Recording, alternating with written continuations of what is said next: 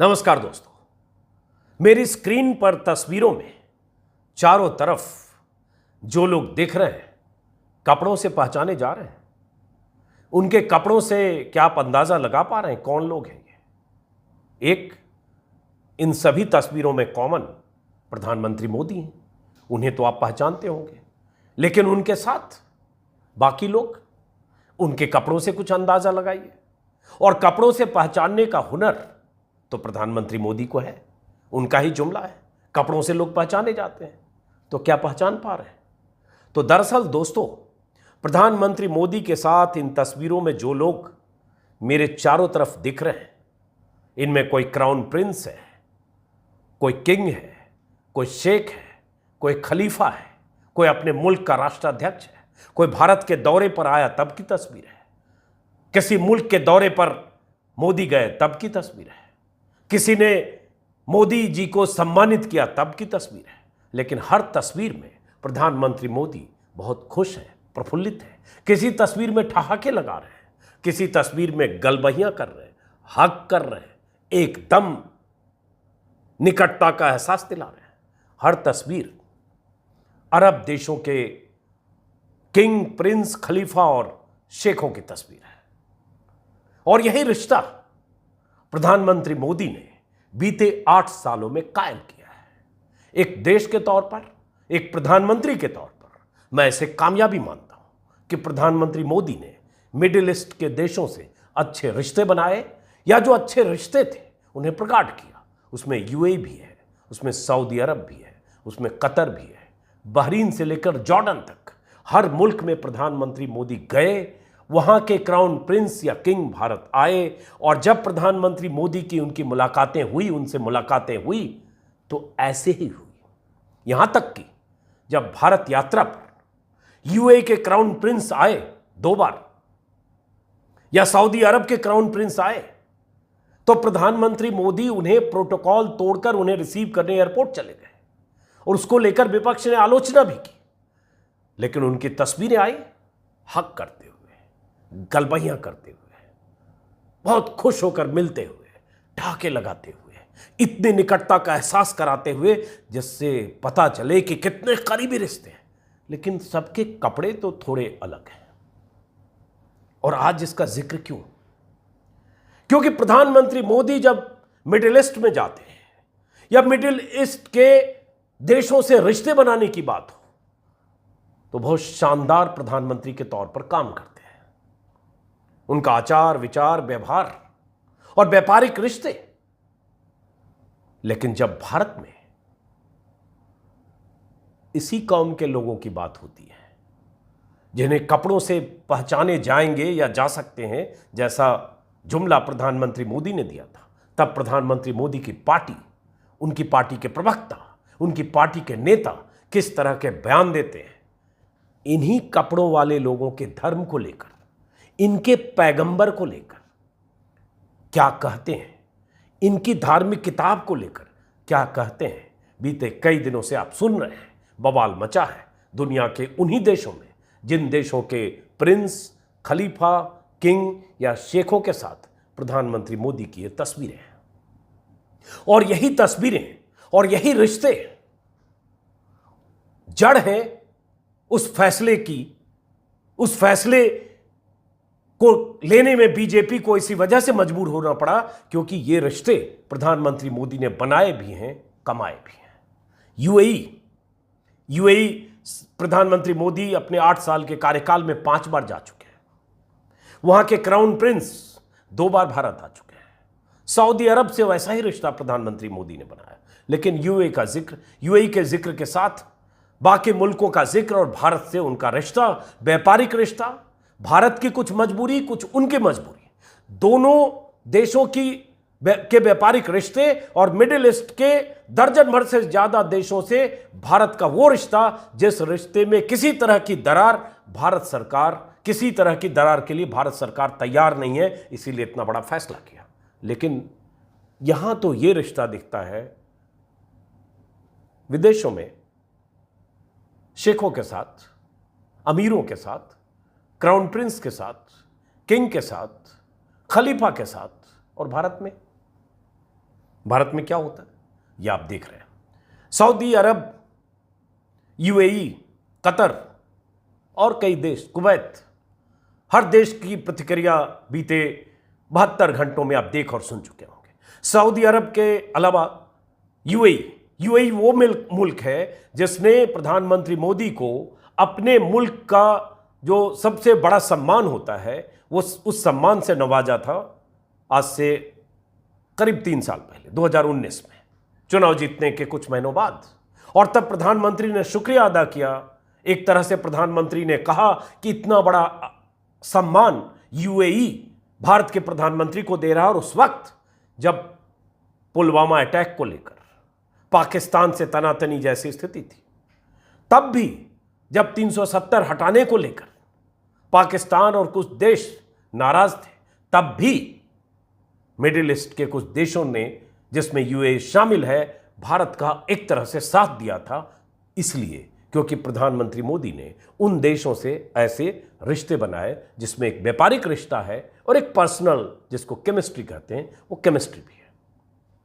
अब स्क्रीन पर जो तस्वीर देख रहे हैं, जैसे एक तस्वीर है बहुत खास, और ये मैं इसलिए दिखा रहा हूं क्योंकि पता नहीं आप में से कितने लोगों को पता होगा, मुझे अचानक अभी वीडियो करते हुए मेरे ध्यान में आ गया कि 2011 में प्रधानमंत्री मोदी जब गुजरात के मुख्यमंत्री मोदी थे तो उन्होंने सद्भावना उपवास किया था गुजरात में, शायद 3 दिनों का था, 2011 सही साल मुझे याद है। और 3 दिनों के लिए उपवास पे बैठे थे और उसी दौरान बहुत सारे लोग उनसे मिल रहे थे, मंच पर वो बैठे थे। और तब एक इमाम उनसे मिलने गए, उनका स्वागत करने गए या उनसे मिलने गए, तो उन्होंने, जो होता है औपचारिक एक रस्म अदायगी होती है, कोई मिलने जाता है, कोई पगड़ी पहनाता है, कोई कंधे पर अंगोछा डालता है, कोई कुछ डालता है, कोई गले में माला डालता है। उस इमाम ने उन्हें टोपी पहनाने की कोशिश की, मुस्लिम टोपी, और प्रधानमंत्री मोदी ने हटाया था। वो वीडियो वायरल हुआ था और ये सवाल उठा, इस टोपी से इतना एतराज क्यों। उसका उन्होंने बाद में जवाब भी दिया था कि गांधी और नेहरू को उन्होंने टोपी पहने नहीं देखा, लेकिन गांधी और नेहरू का सिर्फ उस टोपी के संदर्भ में प्रधानमंत्री मोदी तुलना करते हैं, उसके कई मायने हैं, लेकिन उस विस्तार में गए बगैर मुझे इसलिए ध्यान आया कि ये भारत के इंटरनल पॉलिटिक्स में, बीजेपी के स्टाइल ऑफ फंक्शनिंग में, बीजेपी के एक पार्टी के तौर पर बिहेवियर में आप फर्क देखेंगे।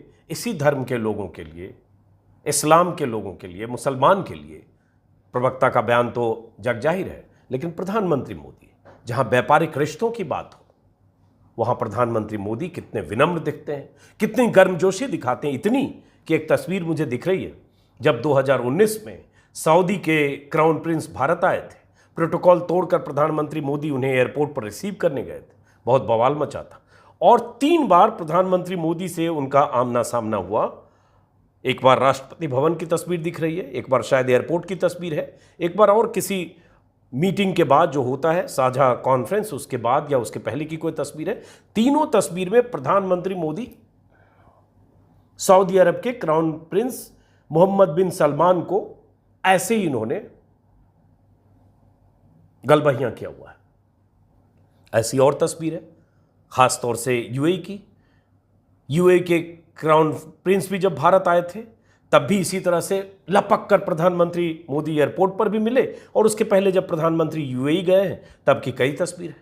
प्रधानमंत्री मोदी को जब सम्मानित किया गया था, जिसका जिक्र मैंने शुरू में किया, 24 अगस्त 2019 को जब उन्हें सम्मानित किया गया था, तब प्रधानमंत्री मोदी की उनके मुलाकात, और उसके बाद एक दूसरे को की तारीफ करती हुई ऐसी बातें।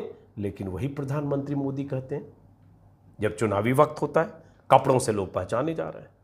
एक तरफ कपड़ों से लोग पहचाने जाने वाले भाषण, और दूसरी तरफ उन्हीं तरह के कपड़ों वाले, पहचाने जाने वाले कपड़ों वाले लोगों के साथ प्रधानमंत्री मोदी का बर्ताव। तो इसलिए वो ट्रोल, वो प्रवक्ता, वो नेता समझ लें कि हद जब पार होती है और उसका असर जब राजनयिक, कूटनीतिक या व्यापारिक रिश्ते पर पड़ता है, मिडिल ईस्ट से भारत के उस रिश्ते पर पड़ता है जिस रिश्ते की बुनियाद न सिर्फ दशकों पुरानी है बल्कि उसमें आर्थिक साझा हित है, तब कैसे प्रवक्ता को निकालकर फ्रिंज एलिमेंट घोषित कर दिया जाता है और कह दिया जाता है भारत सरकार का इससे कोई लेना देना नहीं।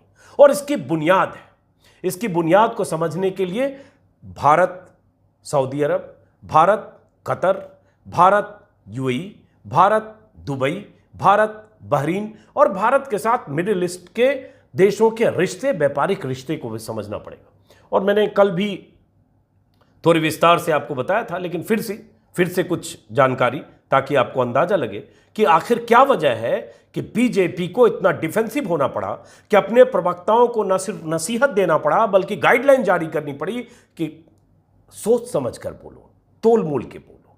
वो प्रवक्ता जो बेलगाम होकर इस्लाम के खिलाफ, मुसलमान के खिलाफ किसी भी हद तक बोलते रहे, वो प्रवक्ता सन्नाटे में है बीते 72 घंटों से। वजह वही तस्वीरें, जो तस्वीरें प्रधानमंत्री मोदी के साथ कतर, बहरीन, दुबई, सऊदी अरब, यूएई, जॉर्डन और बाकी मुल्कों के प्रिंस, शेख, खलीफा और किंग के साथ है, और जो रिश्ता है। अब जैसे रिश्तों की बात करें, व्यापारिक रिश्तों की, यूएई से भारत का वो रिश्ता है, सऊदी अरब और यूएई खास तौर से। यूएई में अगर आबादी के तौर पर देखेंगे तो कुल जो यूएई की आबादी है उसमें 1/3 यूएई में भारतीय रहते हैं, और यूएई भारत के सबसे बड़े तेल सप्लायर में है। भारत को ज़रूरत का 11% ईंधन वहीं से मिलता है। भारत यूएई को खाद्यान्न उत्पादन निर्यात करता है, यह भारत की तरफ से जाता है। और व्यापार के मामले में यूएई टॉप 100 में भारत से व्यापार के मामले में तीसरे नंबर पर है। यूएई और भारत के बीच 2021-22 में कुल 5,43,000 करोड़ रुपए का व्यापार हुआ। इसमें 3,34,000 करोड़ रुपए का भारत ने आयात किया, 2,09,000 करोड़ रुपए का निर्यात किया। ये यूएई से रिश्ते हैं, और यूएई से रिश्तों का जिक्र मैंने कल भी अपने वीडियो में किया था, उस विस्तार में मैं बहुत नहीं जाना चाहता हूं। फिर भी कि जो 80 लाख लोग मिडिल ईस्ट में रहते हैं, 80-90 लाख आंकड़ों को लेकर कुछ लोग 1 करोड़ भी बोलते हैं, 35 लाख अकेले उसमें यूएई में रहते हैं। और भारत में इनके द्वारा जो भेजी गई रकम, जो वहाँ से कमाई कर रकम भेजते हैं, उसका भारत की अर्थव्यवस्था में बहुत मायने रखता है। कल भी आंकड़ा बताया था, लेकिन फिर भी चूंकि जिक्र है कि वर्ल्ड बैंक के मुताबिक लगभग 87 अरब डॉलर पिछले साल विदेशों में बसे भारतीयों ने भेजा था। इसमें खाड़ी देशों में रहने वाले भारतीयों का योगदान लगभग 45% योगदान है, और यूएई का उसमें सबसे अधिक है, क्योंकि यूएई में भारत की आबादी सबसे अधिक है। इसी तरह से भारत के रिश्ते, अगर परस्पर रिश्तों की बात करें, चाहे ऊर्जा के क्षेत्र में, चाहे तेल के क्षेत्र में, या और भी किसी तरह के प्रोडक्ट में, यूएई भारत का तीसरा सबसे बड़ा पार्टनर है। ओमान की भी बात करेंगे, ओमान का जिससे सबसे ज़्यादा भारत का व्यापार होता है, ओमान 31वां देश है जिससे सबसे ज़्यादा भारत का व्यापार होता है। दोनों देशों के बीच 21-22 में 74,000 करोड़ का व्यापार हुआ, जिसमें 23,000 करोड़ का निर्यात और 51,000 करोड़ का आयात हुआ था। ये ओमान से रिश्ते हैं। उसी तरह से कुवैत, भारत से व्यापार के मामले में कुवैत 27वें नंबर पर है, चलिए, लेकिन फिर भी 21-22 में कुल 82,000 करोड़ का आयात किया गया था, जबकि 9,000 करोड़ का निर्यात हुआ था। कुवैत से समझ लीजिए भारत ने 82,000 करोड़ का आयात किया। दोनों देशों के बीच कुल 91,000 करोड़ का व्यापार हुआ। कुवैत भी कच्चा तेल के मामले में, कुवैत भी भारत को ज़्यादा कच्चा तेल निर्यात करता है। 45 लाख भारतीय वहाँ काम करते हैं। हालांकि इस आंकड़े को लेकर मुझे थोड़ा कन्फ्यूजन है, अमर उजाला में ये आंकड़ा देख रहा हूँ मैं, लेकिन खैर। इसी तरह से सऊदी अरब उन टॉप 5 देशों में शुमार है जहाँ से भारत सबसे ज़्यादा आयात करता है। आंकड़ों के हिसाब से 21-22 में भारत ने यहाँ से 254,000 करोड़ रुपए का आयात किया, जबकि 65,000 करोड़ का निर्यात किया। इस तरह से दोनों देशों के, मतलब मिडिल ईस्ट के देशों के साथ भारत के रिश्ते, आयात निर्यात, तेल पर निर्भरता, और इस निर्भरता के साथ कूटनीतिक रिश्ते। और वो रिश्ते इसलिए मायने रखते हैं कि पाकिस्तान भी मुस्लिम देश है, पाकिस्तान हमारा दुश्मन देश है, अफगानिस्तान में तालिबान है। ऐसे वक्त में भारत को पाकिस्तान से संतुलन साधे रहने के लिए, कि पाकिस्तान कहीं मुस्लिम देशों को अपने पक्ष में कई मुद्दों पर ना करे, जैसे 370 हो चाहे कश्मीर हो, इसके लिए भारत सऊदी अरब, यूएई और बाकी मिडिल ईस्ट देशों से अच्छे रिश्ते बनाए रखने में कामयाबी चाहता है और कामयाब रहता भी है। और इसलिए जब 370 कश्मीर से हटा तो पाकिस्तान को वो साथ मुस्लिम देशों से भी नहीं मिला जो भारत को साथ मिला। और उसके बाद भी प्रधानमंत्री मोदी की यात्राएं यूएई समेत मिडिल ईस्ट के दूसरे देशों में भी हुई।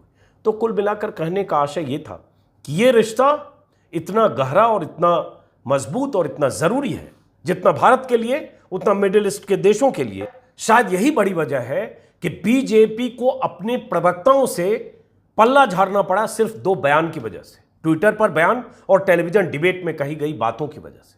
मामूली बात नहीं है कि कोई सत्ताधारी दल जिसकी पूरी राजनीति हिंदू मुसलमान के बीच ध्रुवीकरण पर टिकी हो, जिसका मुख्यमंत्री 80-20 का नारा बुलंद कर देता हो, जिसका प्रधानमंत्री कपड़ों से पहचाने जैसी बात कर देता हो, जिसका प्रधानमंत्री शमशान और कब्रिस्तान बोलता हो रैलियों में, उस सत्ताधारी दल को अगर मिडिल ईस्ट के विरोध की वजह से कतर, कुवैत, सऊदी अरब, यूएई और बाकी देशों, करीब 15 देश हैं, उनके विरोध की वजह से अगर बड़ा फैसला लेना पड़ता है, अपने प्रवक्ताओं को नसीहत देनी पड़ती है, तो इसकी वजह आपको समझनी पड़ेगी। इसलिए वो तमाम ट्रोल्स जो बीते 2 दिनों से, जिस दिन से नुपुर शर्मा के खिलाफ कार्रवाई हुई उसके बाद से बॉयकॉट कतर एयरवेज, लाखों ट्वीट हुए हैं, 1.5 या 2 लाख ट्वीट तो मैंने कल देखे थे। लगातार मुहिम चला रहे हैं और उसमें बहुत सारे खुद को सनातन धर्मी, कुछ को खुद को श्री राम का भक्त, कुछ हिंदू राष्ट्र के हिमायती, और बहुत सारे ऐसे भी हैं जो बीजेपी, बीएचपी, बजरंग दल के कट्टर समर्थक। वो कट्टर हिंदुत्ववादी ताकतें चाहे जितना भी बॉयकॉट का नारा बुलंद कर ले, नुपुर शर्मा को साथ देने और नुपुर शर्मा के साथ नाइंसाफियों का जिक्र करते हुए उनके साथ लामबंद हो जाए, लेकिन प्रधानमंत्री मोदी के लिए इनके साथ रिश्ते, वो रिश्ता जो प्रधानमंत्री ने बनाया और कमाया, जैसा कि मैंने कहा, वो रिश्ता बहुत जरूरी है। और प्रधानमंत्री भारत में भले ही एक धर्म विशेष के करीब न दिखे, बीजेपी का कोई विधायक भले ही मुसलमान ना हो, बीजेपी का कोई सांसद भले मुसलमान ना हो, हालांकि मुख्तार अब्बास नकवी अभी थे जिन्हें अभी टिकट राज्यसभा का नहीं मिला, हो सकता है किसी और तरह से उनकी गुंजाइश हो। शाहनवाज हुसैन बिहार में हैं, अभी बने हैं मंत्री, लेकिन ओवरऑल बीजेपी में मुसलमानों की नुमाइंदगी ना के बराबर, 0। 2-3 ऐसे दिखावटी चेहरों को छोड़ देता हूं, लेकिन बाहर में मुस्लिम मुल्कों में प्रधानमंत्री के लिए ये रिश्ता बहुत मायने रखता है। और जब वहां असर पड़ता है, जब वहां से भारत सरकार को कहा जाता है कि माफी मांगिए, गलती हुई है, ये बयान किसी सूरत में मंजूर नहीं, कबूल नहीं, तो भारत सरकार के नुमाइंदे जाकर सफाई भी पेश करते हैं, भारत सरकार झुकती हुई भी दिखती है और प्रधानमंत्री मोदी की चुप्पी भी दिखती है। वजह आप समझिए, लगातार ऐसे ट्विटर ट्रेंड कराकर कोई फर्क नहीं पड़ेगा, क्योंकि मोदी के लिए जितना आपका समर्थन जरूरी है, उतना मोदी के लिए, प्रधानमंत्री मोदी के लिए, इनका जो मेरे चारों तरफ दिख रहे हैं, इनका भी समर्थन और सहयोग जरूरी है। यह देश के लिए जरूरी है। भारत के 90 लाख लोग जो बाहर रहते हैं, चाहे नौकरी करते हो, चाहे मजदूरी करते हो, चाहे किसी कारोबार से जुड़े हो, हर तरह के व्यवसाय से जुड़े हो, उनका रहना वहां, उनका रोजगार, सब कुछ भारत और मिडिल ईस्ट के अच्छे रिश्तों पर निर्भर करता है। और इन रिश्तों की बुनियाद अगर हिलेगी तो उसका असर देश पर पड़ेगा। प्रधानमंत्री मोदी ये जोखिम मोल नहीं लेना चाहते। शायद यही वजह है कि बीते 72 घंटों में आपको बहुत कुछ बदलता हुआ दिख रहा होगा। नमस्कार।